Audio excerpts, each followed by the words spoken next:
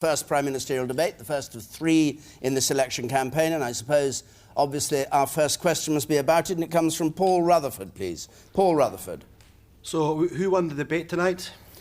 John Sargent, as an independent observer, who won? Well, who won the debate? In terms of performance, Nick Clegg, clear winner. I think he performed better than anybody else on the panel. In terms of the political winner, it was Gordon Brown, I thought. The person who did not do as well as he should have done, David Cameron. Now, as to why that happened, I think it showed, I suppose, the excitement of having the first debate of this kind, because it was a strange dynamic, having 3 people, and how would they play against each other, and how would they enhance each other's position. And what happened is a curious thing. You think David Cameron looked young compared with Gordon Brown, and was that to his disadvantage? Well, it was made more to his disadvantage because Clegg showed what a young man could do in that situation, because he talked to the camera, he knew the names of the people, or appeared to know the names of the people who were asking the question, and he performed very well. Cameron looked as if, often at times, he was genuinely, not just sort of nervous at the start, but couldn't get himself together, and even some of the best lines that he was prepared for, goodness knows he'd prepared enough, he didn't produce them at the right tempo and the right spirit. OK. We've got, incidentally, polls that have come through, taken immediately after the debate. They rather endorse what John Sargent was saying. ITV's poll has Clegg on 43% as the winner, Cameron on 26%, Brown on 20%, and The Sun, who also did an immediate poll, had Clegg on 51%, way ahead, Cameron on 29%, Gordon Brown on 19%. Michael Gove, did something go wrong? No, I don't believe so. I mean, I think the real winner of these debates is the British public, because I think it's a good thing that we've had them, and I think it's right that there should be 2 more, so that we have a chance to ask questions in depth of all of the leaders. I think that John made the point that Nick Clegg came across well. I think that David Cameron came across very effectively as our next Prime Minister. Nick was playing a particular game, which I can well understand, which was the game that third parties often play, which is a plague on all your houses. But ultimately, all of us as politicians, David, Ed and I, are naturally going to be cheering on our own leaders. We're going to think that the people whom we support did well because we'll find them saying the sorts of things that we believe. I think that what David Cameron said on the NHS will have struck a chord with the majority of people. I think what he said on immigration reflected the majority view. I think the polling indicates that. And I think it's also the case that there was another poll on Sky that suggested that David won the debate as well. Don't know where that's coming from. Ticker tape, perhaps, a sign from above that what I'm saying is... It probably is from Iceland, exactly. Yeah. It's penetrated even here. But ultimately, you will decide who won. And, in a way, politicians are the worst people to pass judgment on who won tonight. Then I'll protect you. The man in yellow there. I personally think that Gordon Brown did very well in the debate this evening. He cracked a few jokes. He kind of came across as a very personable person, which in the media he often isn't portrayed. And I think there was a lot of expectation on David Cameron to do really well, and that hasn't been met in this debate this evening. OK, and you in the front there?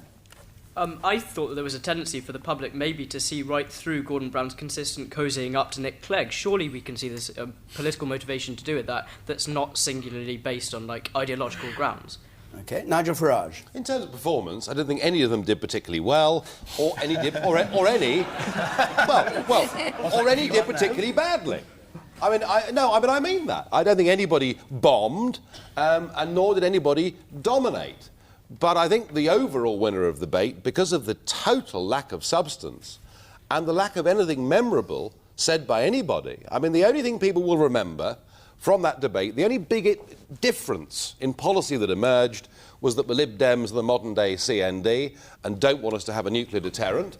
But other than that, I bet you tomorrow morning, any of you going to work, ask the person next to you on the bus or the train, can they remember a single phrase that was uttered by the leaders? I bet the answer is no. And for that, I think, because you literally can't put a cigarette paper between these parties on the major policies like immigration, I think the real winners tonight are the none of the above party and the others. Right. People will not be inspired.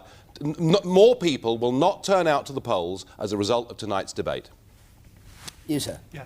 I felt that it was easy for Mr Clegg because he's not going to be Prime Minister.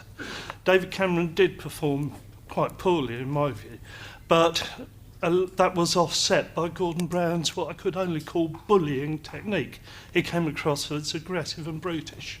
and didn't do himself any favours as a result. OK, bullying and brutish, Ed Miliband. I didn't think he was at all. I actually agree with Michael that the debate was good for democracy and good for Britain, and we've got 2 more to look forward to.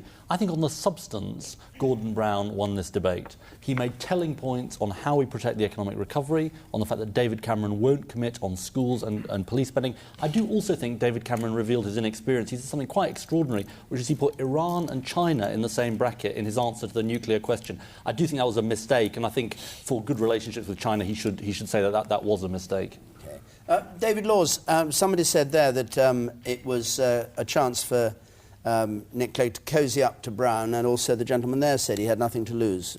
It was an easy hit for him. Nick certainly wasn't cosying up. He was criticising both of the old parties, and I thought I'm not pretending that I'm neutral in this as a Liberal Democrat, but I thought that Nick won by a mile, and the polls that we've seen afterwards confirmed that. And I thought, looking at the other 2 leaders, I thought Gordon Brown performed much as I expected. He wasn't particularly spectacular.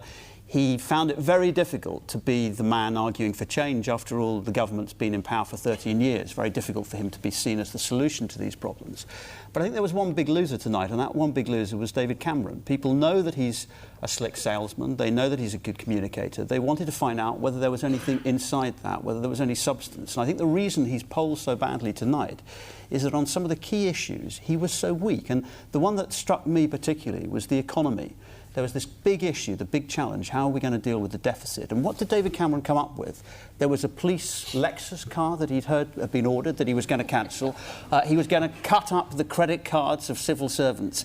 The kind of lightweight, frankly, last resort of the desperate politician that you're going to cut bureaucracy and waste. And where Nick scored was in taking on the big, hard decisions that confront this country. And it reminded me that on the big issues that has confronted David Cameron since he became an MP, Iraq and what to do when the world recession, the world crisis, financial crisis hit us, David Cameron has got both of those judgments wrong.